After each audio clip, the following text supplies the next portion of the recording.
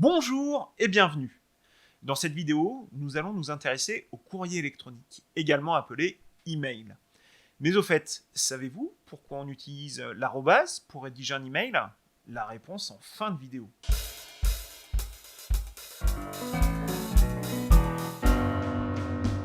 C'est en 1971 que l'on voit apparaître les premières adresses comprenant la fameuse arrobase. Parce que oui, arrobase est féminin.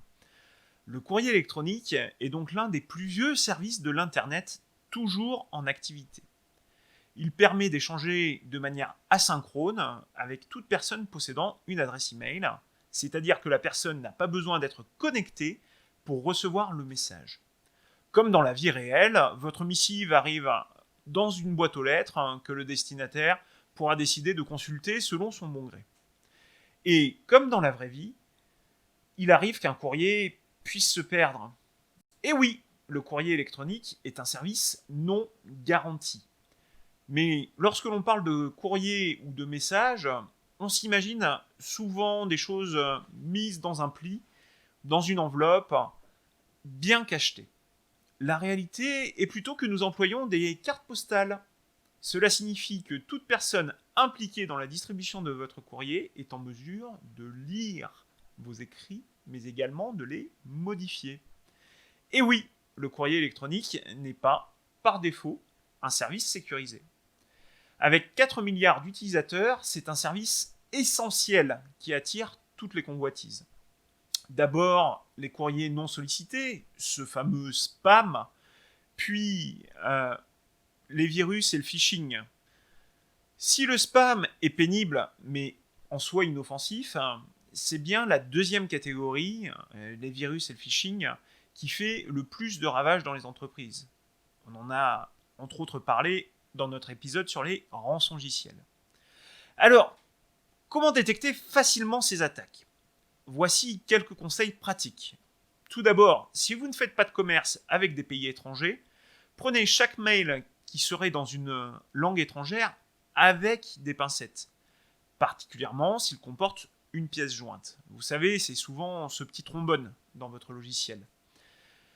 Pour chaque pièce jointe, passez-les systématiquement par l'antivirus ou, en cas de doute, sur le site Virus Total dont nous avons déjà parlé dans nos vidéos. Attention cependant à ne pas transmettre de fichiers qui pourraient être confidentiels à cette plateforme.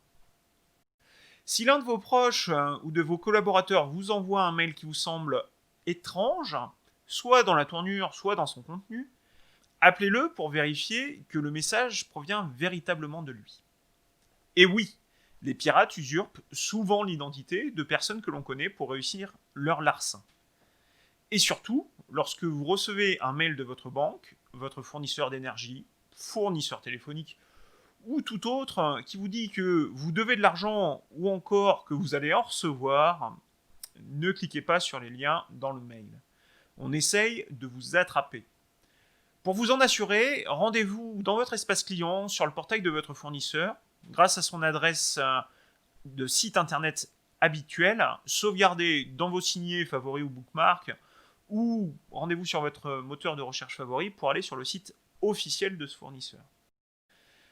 Rentrez dans votre espace personnel, et s'il n'y a là aucune information à ce sujet, c'était donc bien un piège. En résumé, les pièces jointes, méfiance, et les liens, prudence. Pour finir, un petit mot sur la signature électronique. Celle-ci n'a bien sûr rien à voir avec l'insertion de votre prénom ou de votre nom ou encore d'un gribouillis en bas du mail. C'est un procédé mathématique qui vient certifier que vous êtes bien l'auteur légitime d'un courrier et que personne ne peut le modifier. Cerise sur le gâteau, vous pouvez même glisser votre email dans une enveloppe par un mécanisme dit de chiffrement que seul votre destinataire pourra alors ouvrir. Même si cela tente à se répandre sur les grandes plateformes, ce n'est pas encore la panacée. Alors, n'hésitez pas à prendre conseil auprès d'un spécialiste à ce sujet.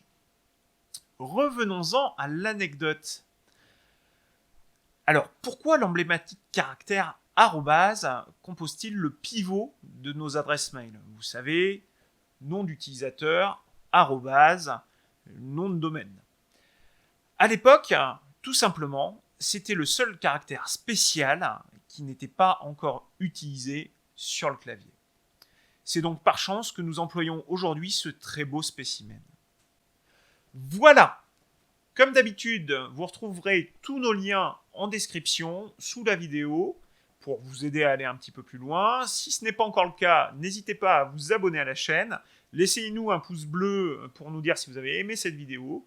Et puis on vous retrouve dans les commentaires pour discuter autour de ce sujet. Et moi je vous dis à bientôt.